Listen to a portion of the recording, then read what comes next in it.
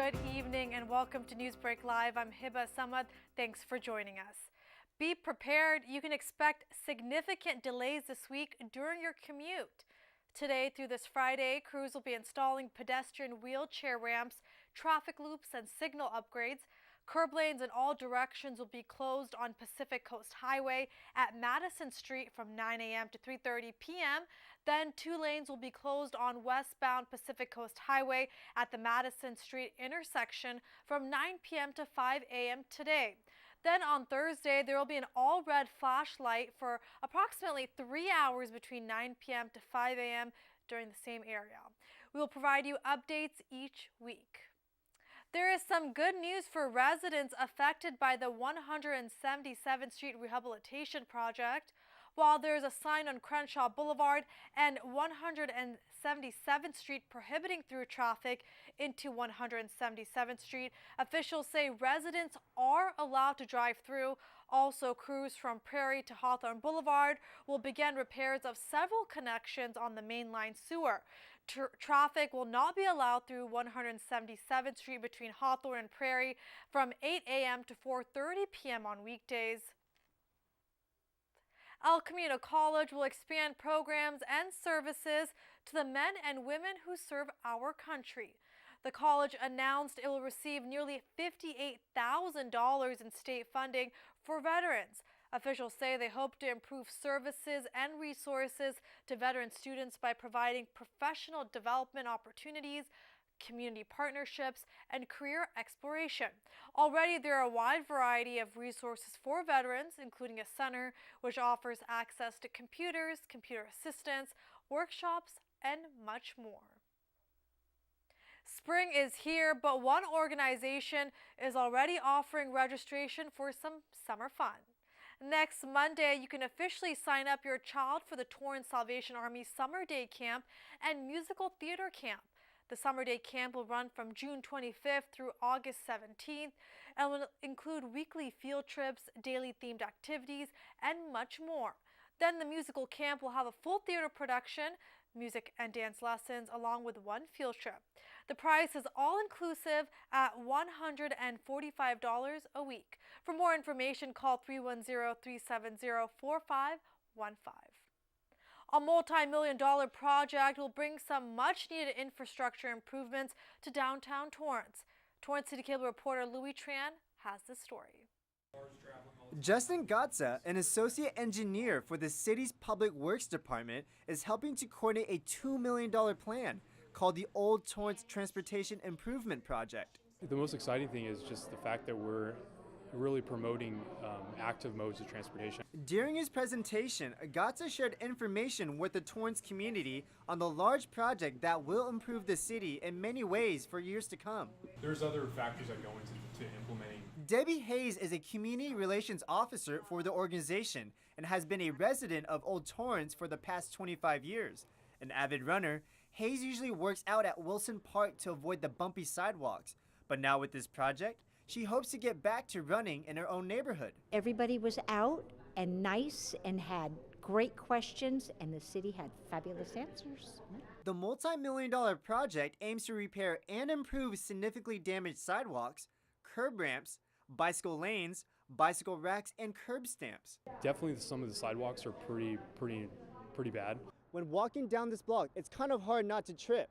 The damage on this sidewalk is one of hundreds that need repair. As you can see, the sidewalk is buckled so bad that I could fit my hand under it. I'm very excited that they're pursuing walkability and biking because we need that in this day and age. The project offers an opportunity to provide better infrastructure to reflect the culture and atmosphere of the nearly 13,000 residents who live in downtown Torrance, including Hayes. It's just exciting to see our neighborhood getting enhanced. The project was initiated in 2015. While the city aims to preserve the neighborhood's rich historic value, the improvement project was much needed. I'm excited to spend the attention, the time, the money in that location to improve it and to make it last for another 100 years. For Torrance City Cable, I'm Louis Tran. Thanks, Louis. The city has yet to finalize a contractor, but anticipates the construction will begin fall 2018.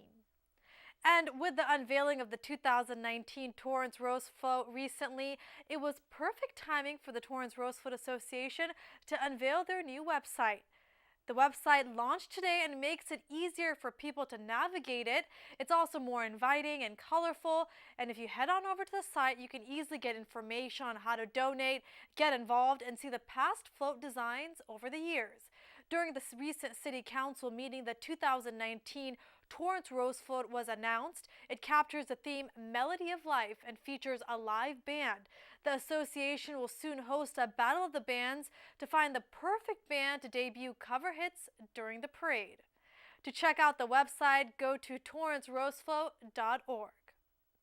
A local company that recently shut down its store front is back in business, but on wheels. Le Unique Boutique showed off its store on wheels recently. Mayor Patrick Fury honored the business with a ribbon cutting and certificate of recognition. The store will be selling the same type of inventory it did before. The French-inspired boutique carries a variety of vintage-style jewelry, clothing, home accessories, gift items, chandeliers, artwork, furniture, garden accents, Victorian lamps, and much more. The store will be traveling to different fairs and market venues each weekend. Owner Nancy Freitas Gomez says the store will be at the Antique Street Fair next month in downtown Torrance on April 22nd. They have plans to be there every time the fair happens, which is the fourth Sunday of every month. The truck will be located near La Capilla. You can also shop on their online store at leuniqueboutiqueonline.com. A new store at the Del Amo Fashion Center is offering its virtual reality experience for a deal. Servio's virtual reality arcade at the mall is offering a spring break pass. From now through April 6th, you can purchase a pass for $45. The week-long pass starts when you purchase and is good for access Monday through Friday. An all-day pass costs $60.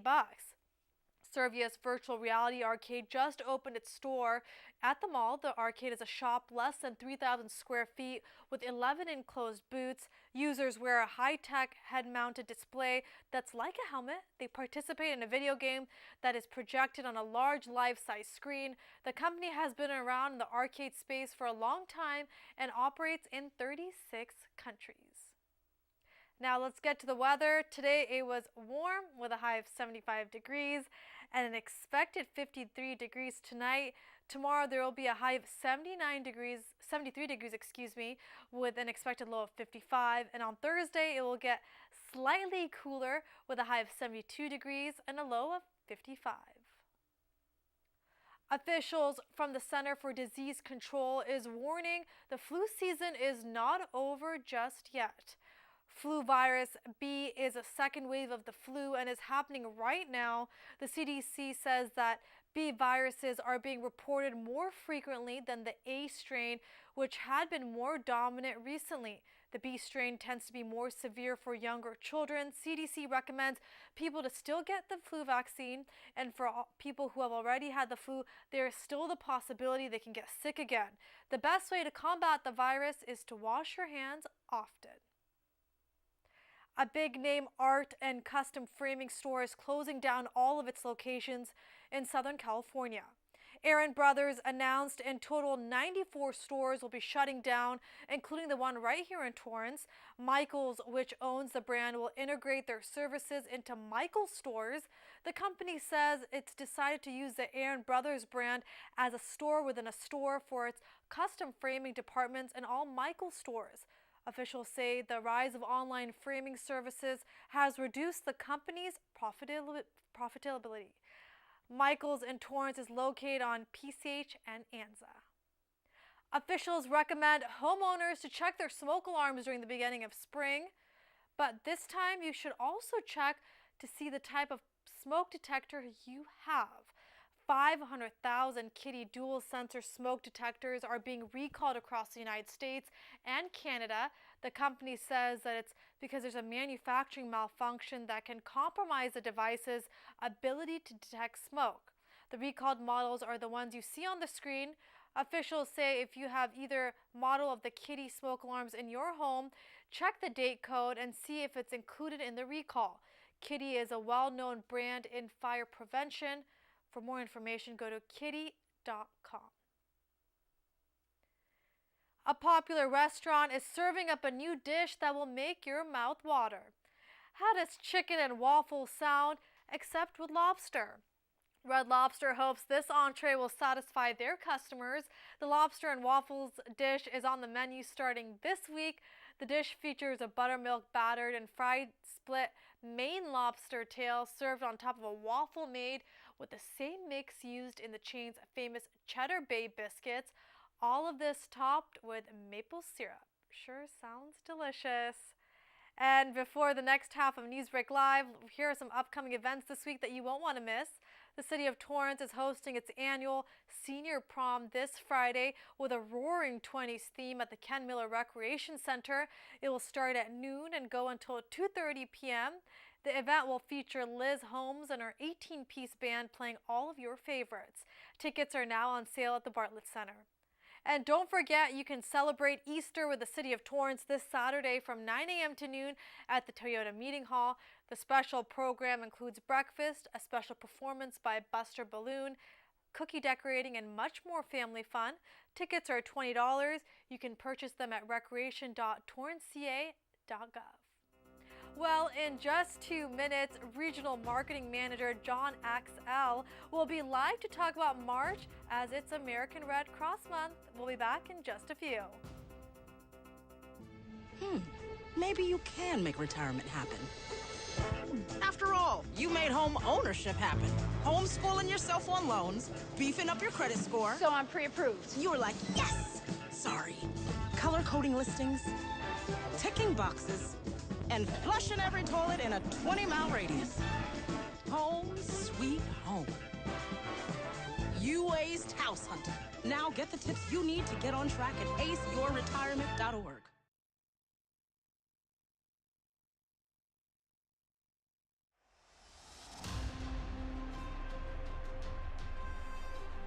The thrill of riding in cars with kids. The importance of doing it safely. Welcome to the wide world of car seats.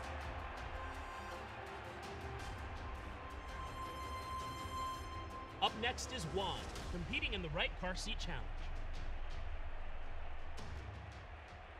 On your mark, get set, go!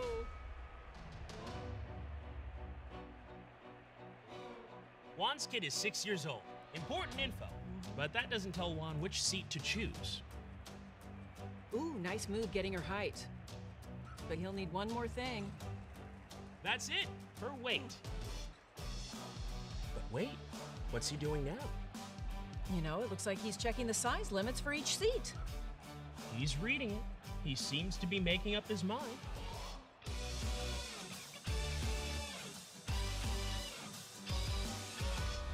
Yes, he's chosen the right seat for her age, height, and weight. Now comes the final hurdle, registering it with the manufacturer. And he's registered!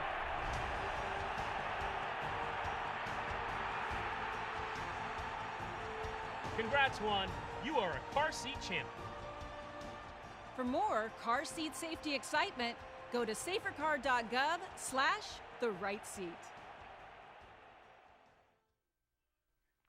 Welcome back to the second half of NewsBREAK Live, and joining me is John Axell, who is the regional marketing manager from the American Red Cross. Welcome on my show. How are you? I'm doing well. Thanks for having me. Thanks for being here. And March has been a great month for the American Red Cross. It's actually known nationally across the U.S. as American Red Cross Month. So tell me about the dedication. Yeah, it's a dedication that started in 1943 by President Franklin Delano Roosevelt and has continued every year since. It's a chance for us every year to really recognize the hard work by all of our Red Cross volunteers. Here locally, we've seen a lot of things in the news recently about all of the unprecedented hurricanes that happened, in Texas, Florida, Puerto Rico, and that, transitioned pretty quickly into wildfires and mudslides in northern and southern California. Last year alone, in the second half of 2017, over 350 volunteers from this region deployed to help those people with emergencies.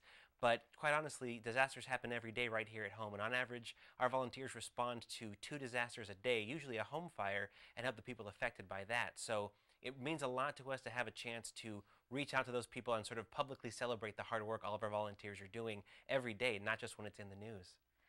Great, and obviously the organization is very dependent on volunteers, but during this month, do you also talk about the needs that the organization is trying to meet? Is there anything specific this year?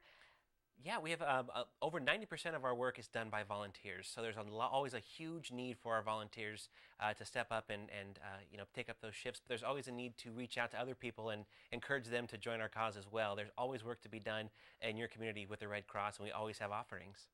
The city of Torrance also recognized March as American Red Cross Month, and there was a proclamation. So what does that mean for your organization, especially the one that's located right here locally? Yeah, it means so much to us to have this great relationship with the city of Torrance, and working with them has provided us an opportunity to go into communities and provide services for all kinds of people. And this is everything from preparedness for a disaster, knowing what to do if there were to be an earthquake or a major disaster, all the way down to installing free smoke alarms in communities right here in Torrance. So the proclamation means the world to us, and to have the city of Torrance working with us in these projects is incredible.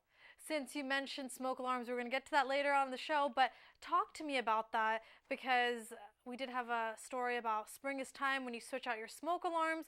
So let's talk about that. Yeah, as we say, turn and test. When you turn your head forward or backward for daylight savings, you should be testing your smoke alarm that time as well. That's every 6 months.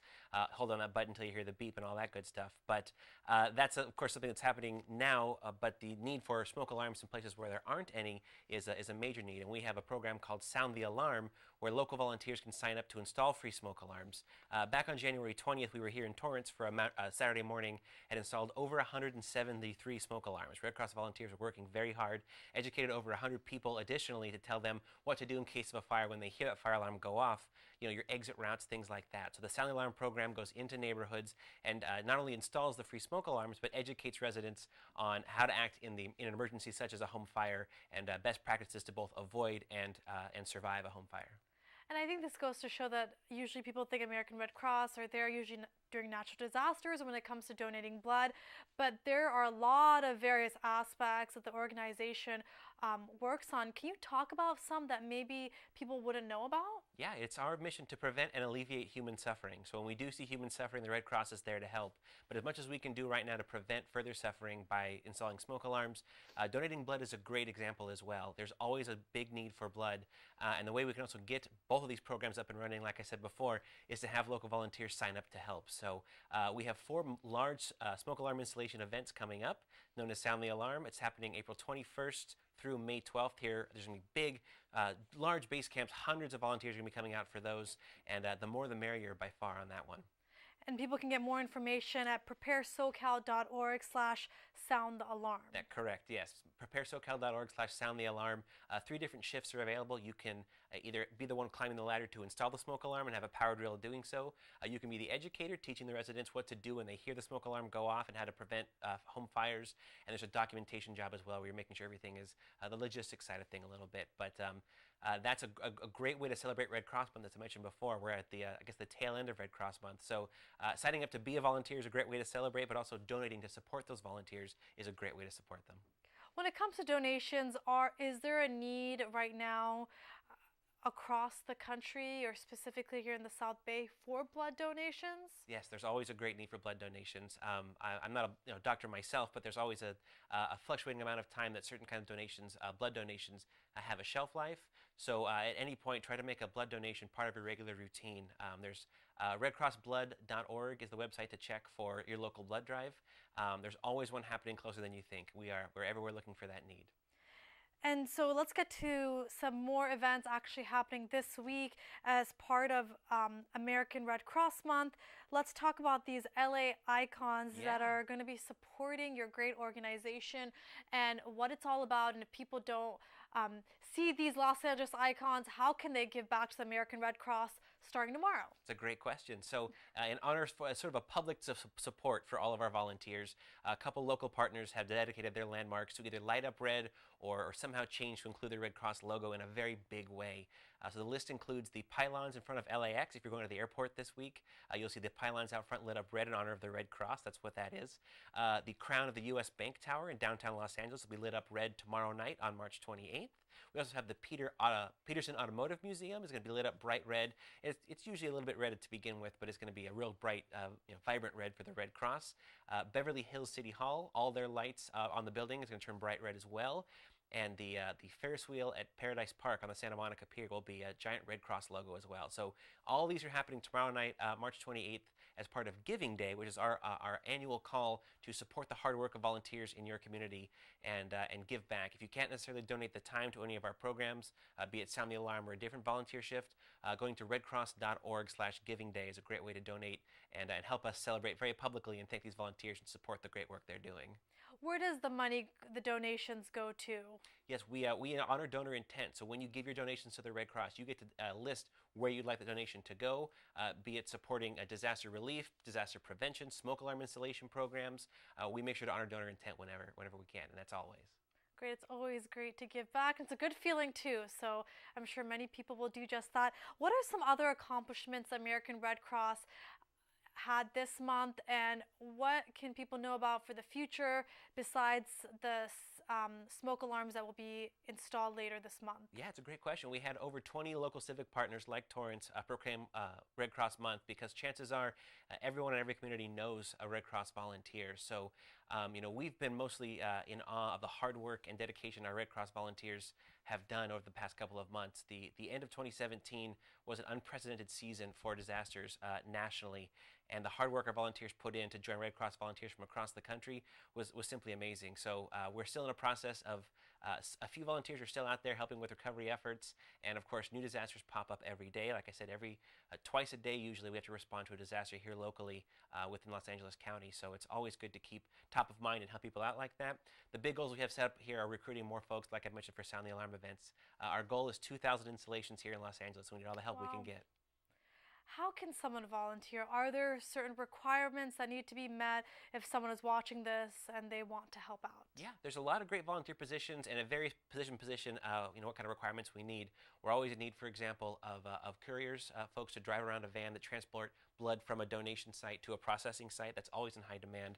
So obviously there's some driving restrictions there, but the great thing about these upcoming Sound the Alarm events is that we're going to train you there on site. It's just one Saturday commitment, no prior training needed. It's a great way to get started and get the momentum there. But we have always all kinds of volunteer positions open and always a great need to fill them. For the Sound the Alarm, are the location announced yet here in Torrance where they will be? Yes, so we have 4 locations here in Los Angeles County that we're hoping to get people to come out to. We're going to be in Compton on April 21st, up in Sylmar on April 28th, South LA on May 5th, and East LA on May 12th. Okay, great. Anything else you'd like to add about the American Red Cross? I know March is dedicated to your organization, but throughout the year, people can always give back and make a difference. Yes, if ever you have a question about the Red Cross services provided here in Los Angeles, you want to donate, you want to sign up to volunteer, redcrossla.org is the way to do it. That will find the nearest opportunities for you to give your time, donate funds to local programs, find out about those programs and engage in them as well. We're always looking for volunteers to help with community engagement as well, bring educational materials about preparedness and disaster response to the public so they know what to do in case of a disaster, and that's always a great need. So anyone who wants to sign up for that, that's a great way to help. Great. Anything else you'd like to add? If you're watching at home and you happen to know a Red Cross volunteer, please do thank them this week. It's our chance, you, me, everybody, to reach out to the folks who dedicate their time to helping and alleviate human suffering everywhere here in Los Angeles and far away. So if you don't know one personally or you don't encounter them during the week, take a picture of one of the landmarks or send them a message, send them a text. Post on Facebook how grateful you are for their hard work. It's the best way to support them as you can. But of course, redcross.org/givingday, you can send your funds or donate time to help those efforts. And I know many of these people have their own stories. How did you get involved with the American Red Cross? And I guess, do you have any words of wisdom for people who want to give back and who haven't yet? Because volunteer work obviously takes up quite a bit of time and with our busy schedules. So. Yeah, it certainly does. It means a great lot to me to be able to dedicate my time during the day to such a noble cause. And there are people who, like you said, there are volunteers. They may have a day job, and coinciding with that, they're doing Red Cross volunteer shifts. So it means so much to know that I'm helping them help others, as well as helping others directly myself. It's amazing in this line of work when you meet somebody who you had no idea had a connection to the Red Cross, but as a kid, whereas a Boy Scout camp had to evacuate from wildfire, and the Red Cross was there to help. We've met YouTube stars, all sorts of people who we wouldn't figure had a connection to the Red Cross, but the network is very, very large. So it warms my heart to know how many people are cared for and how many more want to come out and help those as a result. Well, John, thank you so much for your time. I really appreciate it. I hope people give back tomorrow. It's #GiveBackDay. #Red Cross Month and #Giving Day. Giving Day, not Give Back Day. Okay, #GivingDay if people want to find out more information about it. Yeah. Well, have a great night. Thank you. Thanks for having me. Happy Red Cross Month. Well, that does it for NewsBREAK Live. City Council has the night off, but if you ever have news or video that you'd like to share, please email us at newsbreak@torranceca.gov. Also, if you missed any portion of the show, you can catch it on Torrance City Cable's YouTube page. We'll see you next time. Have a great night.